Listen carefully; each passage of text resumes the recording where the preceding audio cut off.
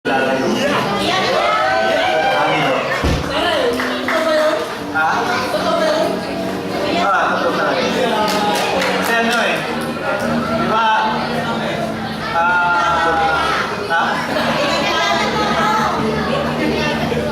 Hindi, totoo talaga yan. Nagpamitin sila dun sa trabaho namin. Pero meron na akong, kumbaga, galing na ako sa tawag doon, broken hearted ako noon. Siya hindi. So many hearts. Meron na siyang boyfriend. Many love life. May boyfriend siya, inagawa ko lang. Inakride ko sa motor eh.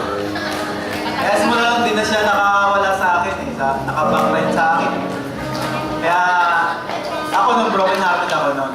Nakatapos ko lang mag-ride dun sa girlfriend ko. Kaya siguro hindi nga siya talaga. Masasabi ko lang kay Nene, pag nagkaroon siya ng boyfriend, masama nga lang kasi dumaan yung boyfriend sa akin eh. Kasi usapan namin nila, dadamo na sa akin yung boyfriend, kaya okay lang. Eh, gwapo naman eh. Baka mabakla ako sa kanya. Joke lang. Sige, ang wish ko lang sa kanya, sana makatapos mo na siya ng pag-aaral niya. Una-una, para makatulong din siya sa magulang niya. Saka mga kapatid niya, nandyan. Para naman magiging inspirasyon din kung sino man yung magiging kasunod niya sa kanya. Diba? Kasi, hindi na, yung, siyempre, may history yung pamilya niya. So, makaka-inspire din si Nene para din sa kanya. Pamilya. So, yun nga. Maraming salamat at naging Nene ka. Ngayon, Nene pa rin. So, walang problema kahit na mag-boyfriend sila. At nakikita natin sila talaga, di ba? Mahirap naman yung malaman yung break na. So, natutuwa ako kay Nene.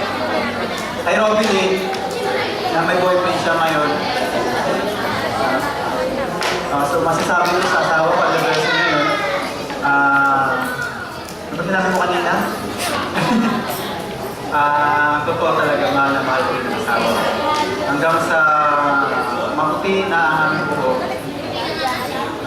Siya maputi, sa akin di pa. Kaya pag nantay ko hanggang maputi ang buhok, siya pa rin ang makakasama ko habang nito.